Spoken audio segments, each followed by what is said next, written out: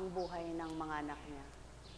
Subalit sa iba't ibang kaganapan sa buhay ng mga ito, kasama na kayong mga nabubuhay sa panahon ito. Batid niya at kilala niya, nakikita niya at naririnig niya. Sa makatwid at madaling salita, tunay na Diyos Ama sa lupa, Diyos na naghari sa lahat ng may nasa na siya'y gawin isang tunay na mabuting anak. Magulang na pinagmulan, Diyos na walang hanggan, kapangyarihan taglay noon, ngayon at kailanman. Halina kayo, minamahal, tanto inyong tinuran, na sa inyo'y narinig, upang inyong mabatid kung paano ang kaukulan. Ano baga ang nais at layo ng Ama? Ang mga anak niya'y kumilalat, tumupad sa aral niya. Gayon din naman ang sumunod sa kalooban niya. Ang may pandinig ay nakarinig.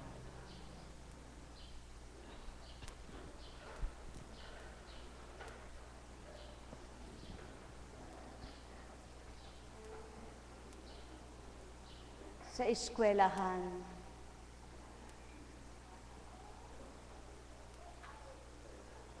ang history ng mga bayani ay pinag-aaralan.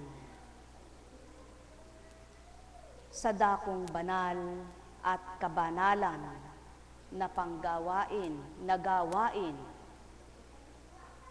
ang history o istorya ng mga ninuno ng mga ginamit ng Ama hanggang sa kalooban na ang anak ay ibaba at ang mga binahaginan siyang binabaybay sa Biblia. Kung sa palagay ng tao, ang istorya ng buhay ngayong mga panahon na itong nabubuhay ang tao, ay wala nang magiging istorya pa na maitatala sa libro. Hindi na kailangan at di na sapat na itala ka sa libro mo kung ang Ama na may nakatala na ang lahat ng gawa mo. Kaya't napakahalaga ng kumilala at matanggap siya, sapagkat mababatid mo ang kaukulan niya. Kay inam at kay buting kinamtan ng tao kapag nagkaroon siya ng talinong panglupa at nagkaroon pa siya ng talinong pang-espiritual. Alalaong baga, mahirap itong pagsabayin at pag-aralang lahat kung wala kang kaisipan at wala kang katalinuhan na mula sa Kanya.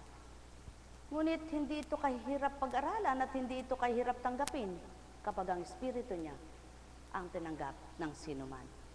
Mangmang napapatalino niya, sa kaukulang nais at nasa niya, sa kaukulang nais niyang ibigay, ihayag at matutunan ng mga anak niya. Ang may pandinig ay nakarinig. Sumainyo kapayapaan, pagharian kayong tuwiran, malubos ang kagalakan, kasiyahay inyong kamtan. Kapag magtutungo ka sa isang okasyon, binabase mo ang kasuotan. Kapag tumutungo ka sa isang dako para ikaw ay makinig at pakinggan, ano naman ang pagbabasihan? Lalo tigit na kabanalan ang iyong pakikinggan. Di na kailangan pang maringal ang kasuotan mo. Di na kailangan pang bago. Di na kailangan pang nakauso. Malinis lang at hindi ka masagwang tingnan. Sapat na makinig ka at namnamin mo lamang at malinis na diwa ang kasama mo at malinis na puso ang nasa sayo, mapapakinabangan mo kung anong pakikinggan mo, ilalahad sa iyo. Ngunit ano nga ba at paano nga ba magaganap ang lahat ng nakikinig ay makatatanggap? Gaano naman kasigurado ang wika ng mga tagapakinig na ito'y mula sa banal na Espiritu? Ang mga nagsusuri na matitalino, binaybabay lahat, sinusuring lahat ang bawat kataga. Ngunit, kung ang katalinuhan mo'y panglupa lamang, at wala kang talinong mula sa Espiritu, kapag ang binabaybay na banal na salita ay inakma mo sa talino mong pangtao, hindi mo mawawawaan pawa. Ngunit kung may espiritu ka, binabaybay man ang kapwa mo'y talinong panglupa, napapaunawa din sa'yo ng Ama kung anong nararapat mong makuha't mapulot sa hinahayag ng iyong kapwa. Alalaong baga anong ibig kong ituran? Ang Ama, talinong panglupa na ibibigay niya. Talinong pang-espiritu, bahagi niyang kaloob na ibibigay niya. Talinong pang-mabuti, talinong ikabubuti, talinong kaligtasan, talinong espiritual na tinatawag. Pamamahagi niya at binabahagi niya sa lahat. Ngunit lahat kaya'y makakakuha, tatanggap at matututo. Ang may pandinig ay nakarinig. Sumainyong kapayapaan, pagharian kayong tuwiran, malubos ang kasiyahan, unaway ganap kamtan. Nekkarameneyahanam, nekkarameneyahanam, nekkarameneyahanam. May mga taong mapaglubid-lubid ng salita. Kayang magtahi-tahi ang dila. Yung bagang haka-haka lamang na hindi pa totoo'y nagagawa ng bigkasin sa dila niya. Ngunit, ano kaya ang sasapitin ng taong hinakahaka lang ang mga sinasabi, hindi naman totoo? Lalo tigit kung makasisira ng kapwa-tao, mapapabuti kaya ito? Mamahal, ito ang wala sa espiritu ng Ama, ang kathang-isip at haka-haka, ang magduklay-duklay ng mga salitang hindi tama. Ang banal na espiritu'y naghahayag, nag-aakma, nagkakatama-tama, hindi inaakma-akmaan, mali-mali at walang hiwaga.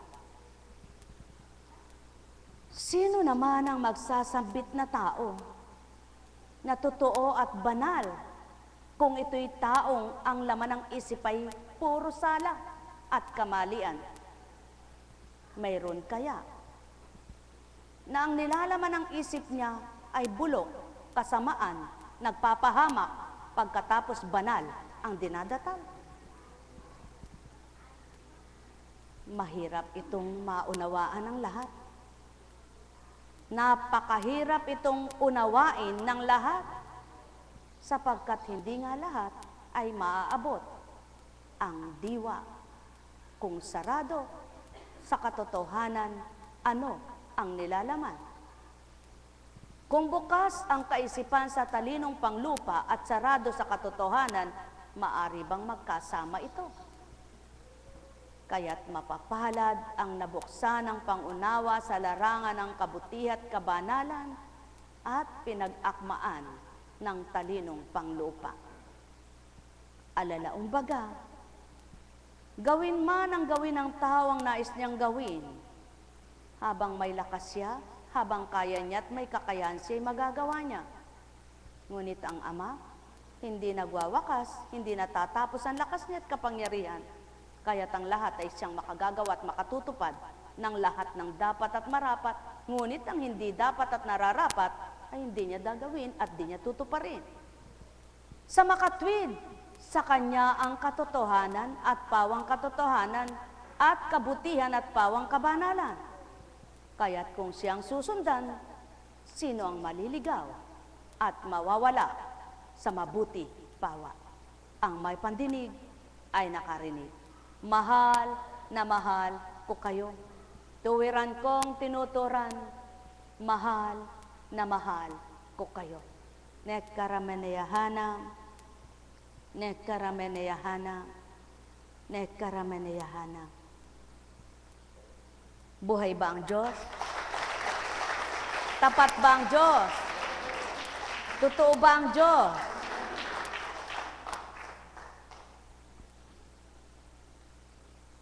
Katulad ng kahulugan nitong bibigkasin sa inyo, itong iuulat sa inyo. Paanong mawawawaan ito ng isip tao at damdaming tao? Ano ang ipapalagay at ano ang magpapalagay sa kanyang isip at damdamin kung di niya nawawaan ang ibig kong ituran at nilalaman ng bawat kataga para hanapin ang katotohanan at masumpungan ng katotohanan. Mula kay Marcos. Sinabi pa ni Jesus sa kanyang pagtuturo, mag-ingat kayo sa mga eskriba na mahilig maglalakad ng may mahahabang kasuutan at natutuwang pagpugayan sa mga liwasan. Ang ibig nila ay ang mga tanging luklukan sa mga sinagoga at ang mga upuang pandangal sa mga piging. Inuubos nila ang kabuhayan ng mga babaeng balo at ang sinasangkalay ang pagdarasal ng mahaba, lalo pang bibigat ang parusa sa kanila. Bakit gayon ang tinuran? Sapagkat maraming tao ang magpagmaang-maangan, na dinadaya ang kapwa, niloloko ang kapwa, na pinapalagay na sa gayong pamamaraan ay mapapakilala nilang sila'y tapat at totoo sa Ama. Ngunit kilala ng Kristo, kilala ng Ama ang kalooban at nilalaman ang isipan nila. Kaya't ang parunggit na yaon ay pawang totoo. Sa palagay ng tao ay parunggit, ngunit sa hayagang pagtuturan niya ay totoong totoo. Sapagkat siya unang nakikita at siya unang nagaganap. At ito ang tao. Kapag hindi ayon sa kalooban niya ang naririnig niya, kasalanan naman niya at siya mismo ito, magsasabing pinatamaan ako. Ngunit ang katotohanan ay siya yaon.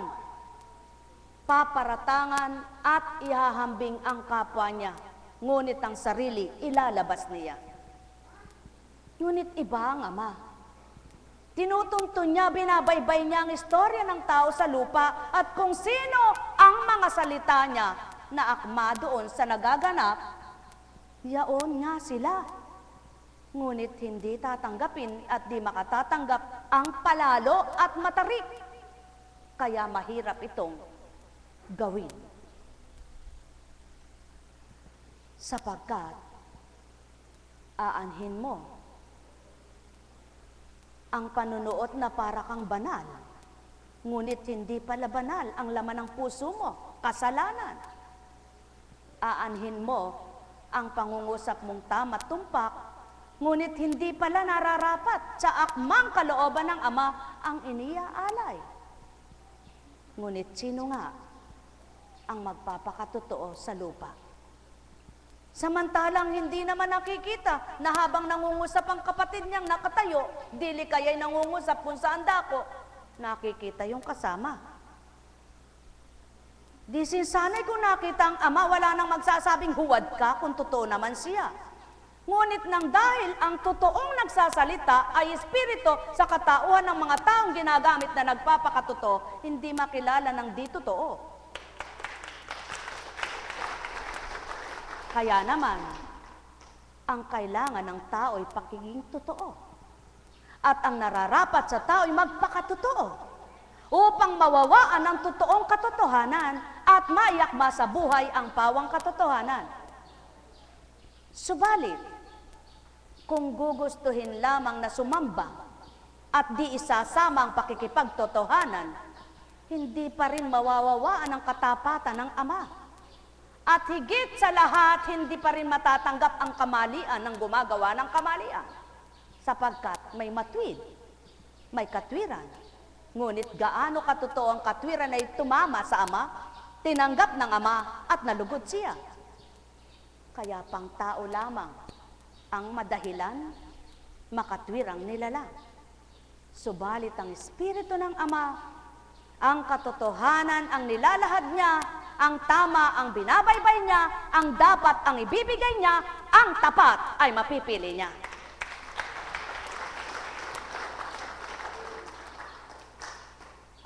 Sapagkat ang pangungusap na matwid ay hindi tao ang pinagmulan.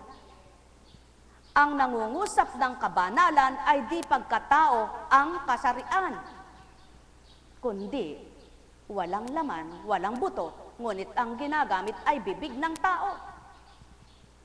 Kaya naman, ang marunong at pawang nasa kanyang katotohanan, nagkakaisa, nagmamahalan, nagtutugma, damdamin nila. Kaya't hindi masakit sa kanila ang katotohanan sapagkat nasa katotohanan sila. Ngunit at pasubali, kapag ang nangusap ay totoo, ang nakikinig ay di totoo, labag at laban sa kalooban, naroroon ang hidwaan. Sapagkat kailan may di maglalapat ang pintuan, kundi sila nakaakma sa bawat isa.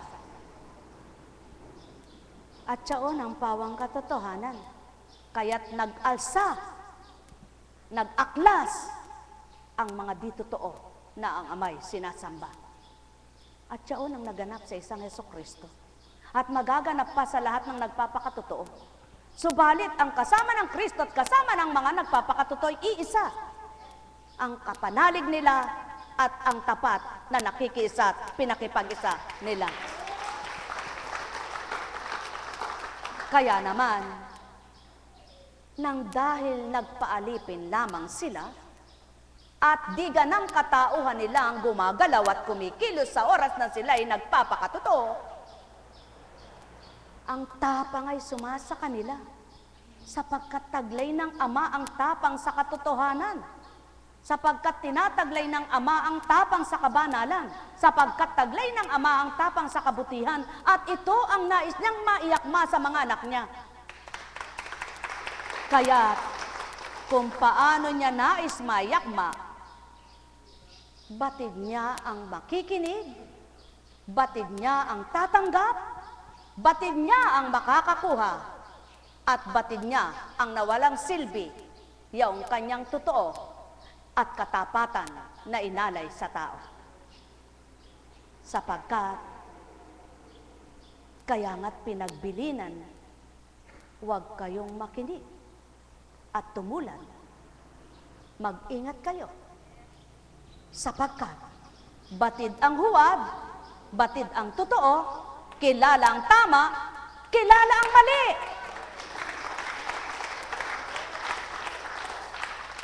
Kaya naman, ang mga anak na nagpapakatapat at nagpapakatotoo, hindi nahihirapan ang kalooban. Maluwag ang damdamin, magaan sa kaisipan, ano man ang ugong-ugong, ano man ang nagiging bulong-bulong. Sapagkat may higit na nag-aalay sa kanila at may higit na nagbibigay liwanag at may higit na nagbibigay ng marapat nilang kaisipan upang di sila matangay ng alon na palihis upang makasadsyad sila sa daungan at pangpang. Hindi sila lumilisya sa liwanag na nasilayan, sa narinig at pandamang damdamin, at sa mga aral na Ama ang pinagmumulan. Hindi tao ang pinakikinggan, kundi Ama mismo na kanilang nasumpungan. At siyaon ang pawang katotohanan. Kaya't ang bawat tapat ang puso, hindi nasusugatan, ni hindi napilat, sapagkat ang sugat ay nagmumula sa sakit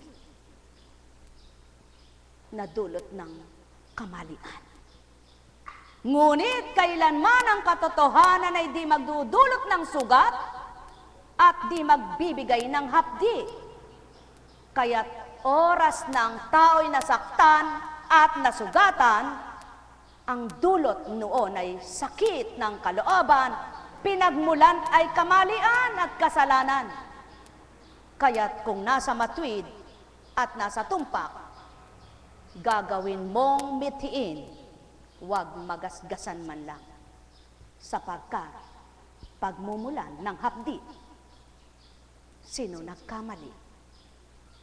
Hindi ang Ama, hindi ang nagtudlo, hindi ang nagbaba, kundi ang tao na binabaan, na tinuturuan, ngunit matapang sa kamalian. Subalit iba ang Ama. Ang tapang niya'y katotohanan, ang lakas niya'y katotohanan, at ang bisig niya ay nakaunat sa mga anak niya. Hindi lamang sa naliligaw, kundi maging sa nasa mabuti at nagpapakabuti. Lamang magkaibang sasapitin ng nasa tuwid at nasa kaligawan. Ang may pandinig ay nakarinig. Mahal na mahal ko kayo, tuwiran kong tinuturan, mahal na mahal ko kayo. Kaya nga, paalala sa tuwina, lalo pang bibigat ang parusa sa kanila. Yaon ang mga huwad na nagpakahuwad ng kapwa'y dinadaya, ngunit ang sarili di inalala kung anong sasapitin ng pagiging paimbabaw na gawa. Mahal na mahal ko kayo, tuwiran kong tinuturan, mahal na mahal ko kayo. O kay sarap na namnamin, iyong mga aral, o Ama kong mapagmahal, mapagkalingang tuwiran. Dulot mo ay kasiyahan sa iyong mga anak na minamahal. Pagpapala mong liwanag ay walang kamatayan. Ang lakas mo't pagtitibay ay iyong pinahihirap. Liwanag ka ng nadidimlan at kapayapaan ang may kaguluhan. Kaaliwan ka ng buhay, subalit di lahat ay masumpungan. Iyong nasa mong layon na tama mong binibigay. O aking Amang mahal, masdan mo ng tuwiran ang ibabaw ng lupain na tinatahak ni numan.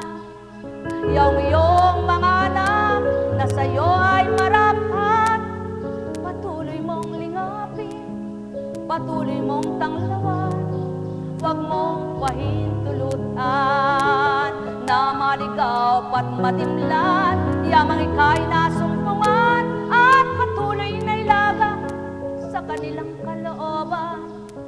Iyong marapat na damdamin na hindi masasakitan, yamang ikaw ang kaliwan at ikaw ang kagalakan ng sinuman. O aking Amang mahal, yamang ikaw ay narito, naroon at nariyan sa apat na sulok na ito. Hindi mo winawalay iyong espiritu at ang sayo ay tatanggap. Di ka man na silayang ganap, sila'y magagalak. O aking Amang mahal, tunay na mapagtibay ang iyong lagak, sapagkat ika'y hindi huwag. Kaya't ang layon mo't nasa, ang lahat ay magliwanag, nang matanto at mabatid, yung sa'yo'y nararapat nilang kamtin. O aking Amang mahal, mapagkalinga kang ganap, pagharian mong lubos, yung iyong mga anak. Yamang sila'y binuksan mo, patuloy mong ipaghari sa mga nakakilala at nakilala kang ganap. O aking Amang mahal, at narito na tuwiran ang iyong espiritu na tinatanglaw mo lahat sa lahat ng dako. Bahagi mong buhay na sa kanila'y mahirap, kahabagan mong tuwiran, patawarin mong lubusan mga kamalian. At ang nagbabalik sa'yo at nagbabagong buhay, kukupin mong tuwiran at huwag mong Ilagak mo't ilaray mo ang marapat sa kanila, at tamasahing gana yaong alay mo't handog, na hindi mabibili, hindi mahihiram ng kaninumang tao, ngunit sa'yo'y nagpapahiram iyong Espiritu Santo, kaninumang mga anak mo, dahil ikaw ay totoo, nang ganang ikaw lamang ang may taglay nito. O aking amang mahal, ligaya ay kakanta ng mga tapat mong anak, na sa tuwin ay ika'y hinahanap. Iyaw ng pangako mo't tinuran mong maliwanag, kaya't matatamo nang sa iyo ay tatanggap at kikilalang ganap, pagkat ito ang nasa mo at yaon ang layon mo, ang makilala ka, damhin lahat ng tao, pagkat ikaw ay totoo noon, ngayon at kailanman hindi magbabago sa buhay ng tao. Ang may pandinig ay nakarinig, ang may mata ay magliwanag, walang nauna na di mahuli, walang nahuli na di mauuna. Ang may pandinig ay nakarinig, tuwiran mong alay ay mainam. Nekaramaneyahana, nekaramaneyahana, nekaramaneyahana.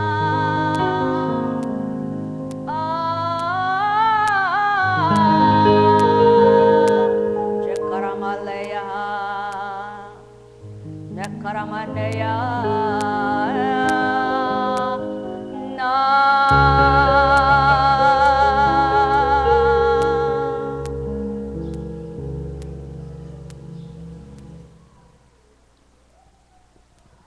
Ang amang buhay, walang laman, walang buto. Ngunit ang tao'y nasidlan niya ng buto't laman. Patotoo lamang iba siya kaysa mga anak niyang binuhay sa mundong ito. Sumainyong kapayapaan, pagharian kayo. Buhay ba ang Ama? Buhay ba ang Ama?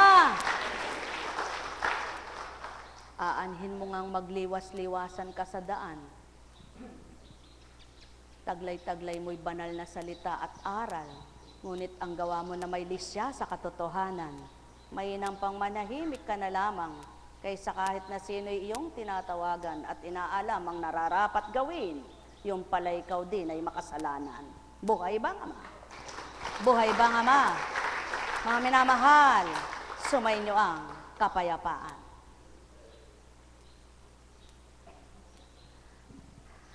Umupo si Jesus sa tapat ng hulugan ng mga kaloob doon sa templo at pinagmasdan ang mga taong naguhulog ng salapi.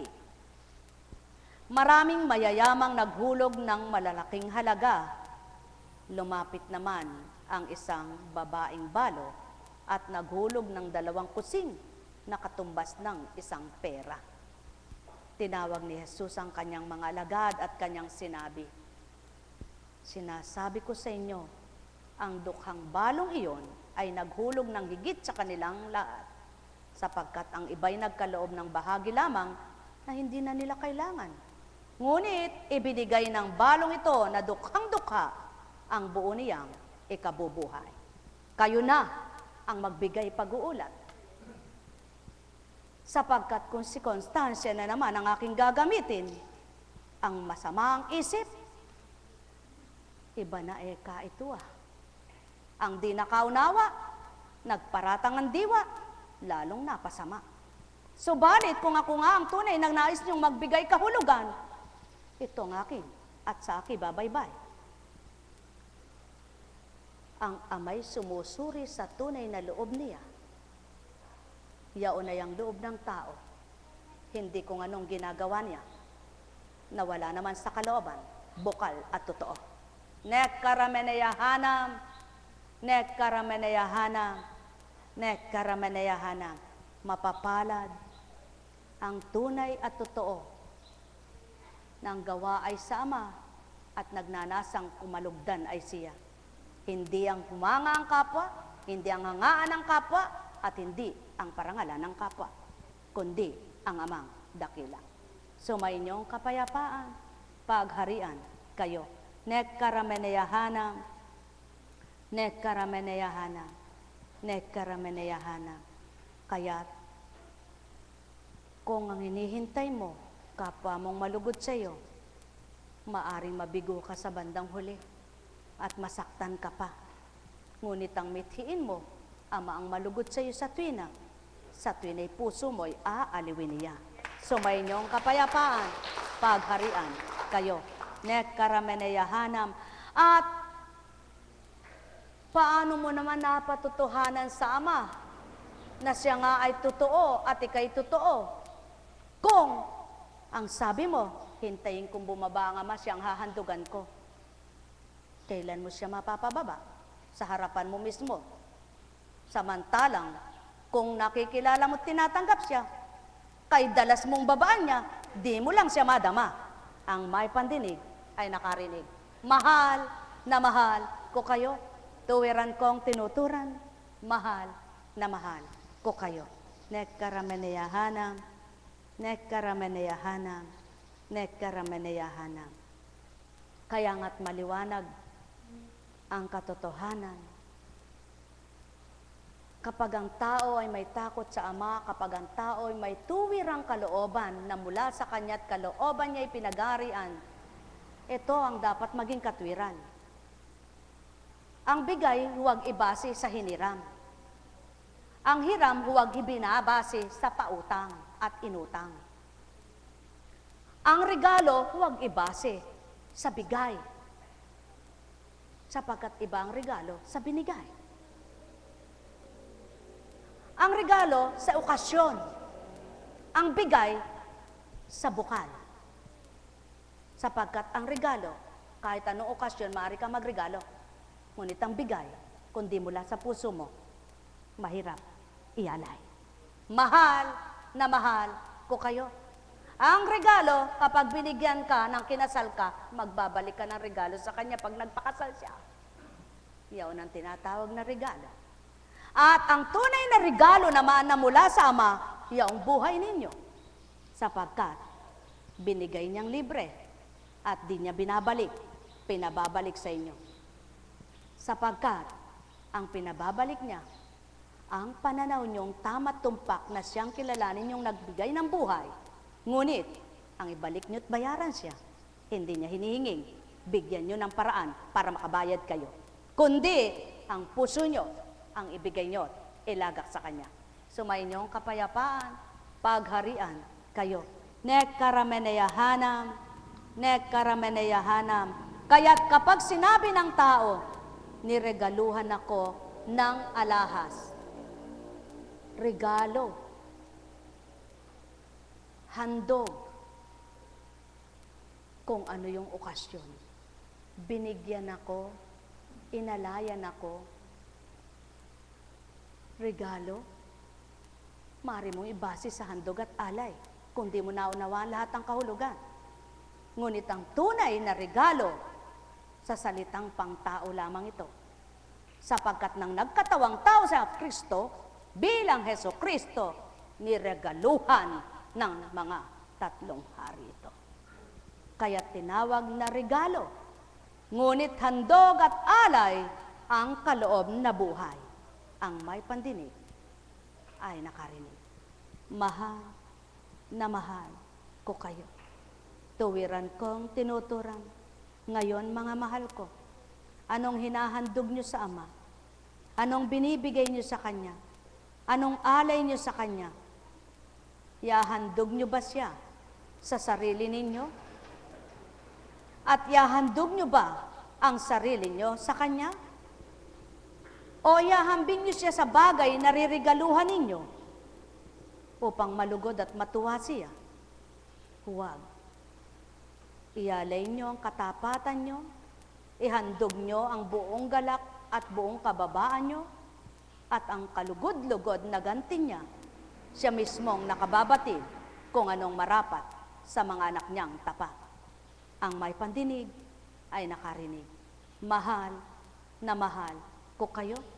Tuwiran kong tinuturan, mahal na mahal ko kayo. Buhay ba ang Ama? Buhay ba ang Ama?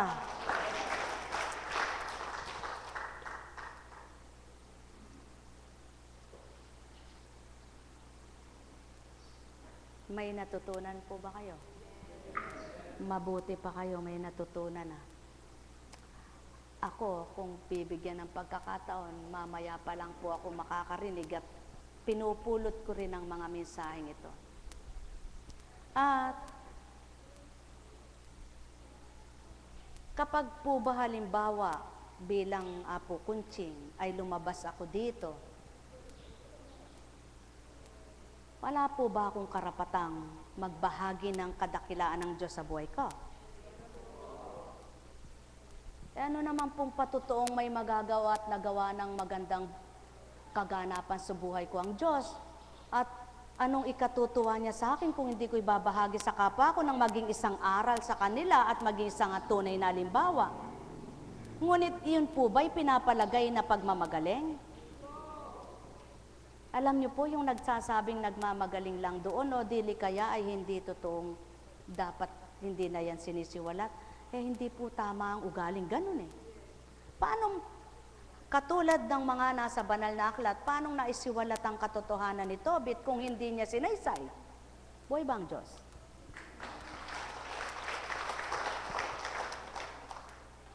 Paano mong maihahayag sa kapwa mo yung nag-uumapaw, nagpipimiglas na kagalakan mo sa kadakilaan ng Diyos, kaya patuloy ka naglilingkod kung hindi ka mag-uulat?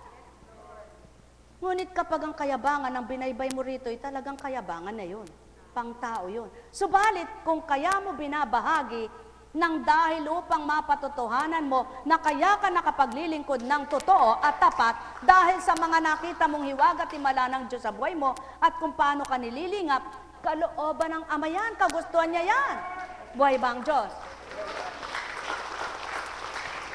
Anong patutoong kaya ka naglilingkod ay masaya ka sa paglilingkod mo kung hindi mo isisiwalat sa kapwa mo paminsan-minsan? Nabibigyan kang pagkakataon para mapatotohanan. Sapagkat kumisan iniisip ng tao, ay kaya ka nakakaya ni Apo Kunching, siguro wala siyang pinagdaraanan. Siguro kay napakamabiyaya niya. Subalit kung mapaparinig mo sa kapwa mo ang tinalakay mong buhay ay hindi nila batid kung paano, di ba magiging isang halimbawa ka sa totoo?